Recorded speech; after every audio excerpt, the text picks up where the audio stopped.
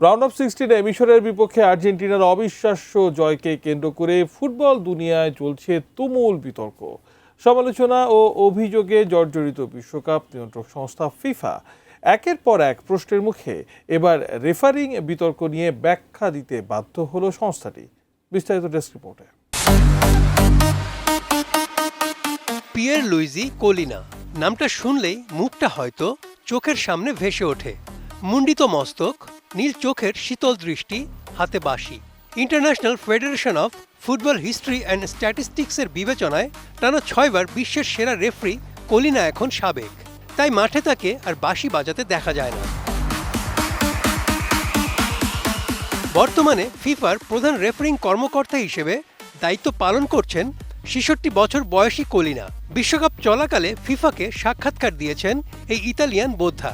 সেখানে বিশ্বকাপে রেফারিং বিতর্ক নিয়ে কথা বলেছেন তিনি। শেষ 16 আর্জেন্টিনা মিশর ম্যাচে রেফারিং নিয়ে যেসব বিতর্ক উঠেছে সেই ব্যাখ্যাও দিয়েছেন কোলিনা। নতুন বাংলাদেশ গড়তে এলো জুলফিকার স্টিল। জুলফিকার স্টিল। তিনি বলেন, ম্যাচ সংশ্লিষ্ট সিদ্ধান্তগুলো নিয়ে গঠনমূলক আলোচনা সবসময় ফুটবলের অংশ, কিন্তু ভিত্তিহীন অভিযোগের কোনো জায়গা এই খেলায় নেই। রেফারিদের সততা নিয়ে কেউ প্রশ্ন তুলতে পারে না। এমনটা করা হলে তা তাদের জন্য হুমকির কারণ হয়ে দাঁড়াতে পারে, যা ঠিক নয়।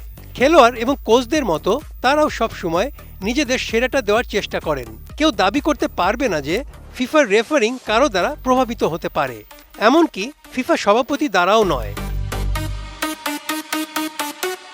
মিশর আর্জেন্টিনা ম্যাচের বিতর্ক নিয়ে কোলিনা বলেন, প্রতিটি গোল হওয়ার পর ভিএআর আক্রমণের শুরুর দিকটা পরীক্ষা করে দেখে। গোলটি হওয়ার পেছনের প্রক্রিয়ায় বা বিল্ড আপে যদি কোনো ফাউল শনাক্ত হয় এবং সেটি যদি গোলের ক্ষেত্রে ভূমিকা রেখেছে বলে মনে হয়, তবে ভিএআর মাঠের রেফারিকে অনফিল্ড রিভিউ করার পরামর্শ দেয়।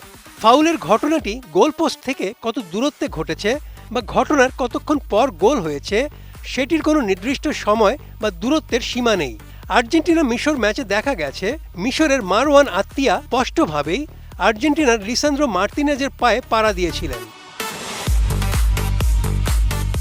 কোলিনা বলেন, রেফারিদের অবস্থান পরিষ্কার। ফাউল মানে ফাউল। মাঠের রেফারি দেখতে পাননি বলে ঘটনাটি যদি স্পষ্ট মনে নাও হয়, তাহলেও ভিএআর এতে হস্তক্ষেপ করতে পারে।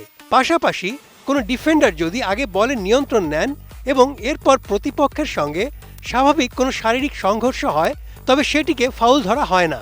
আর্জেন্টিনা মিশর ম্যাচে শেষের দিকে দেখা গেছে মিশরের মোহাম্মদ সালাহ এবং আর্জেন্টিনার হুলিয়ান আলভারেজের মধ্যকার তেমনই একটি ঘটনাকে রেফারি ও ভিএআর স্বাভাবিক শারীরিক সংঘর্ষ হিসেবে গণ্য করেছেন।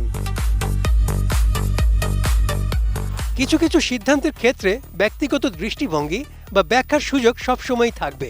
তবে এবারের আসরে নিয়মগুলো যেভাবে প্রয়োগ করা হয়েছে তাতে রেফারিং নিয়ে সন্তুষ্ট বলে দাবি করেন Pier Luigi Collina. Desk report, ATN news.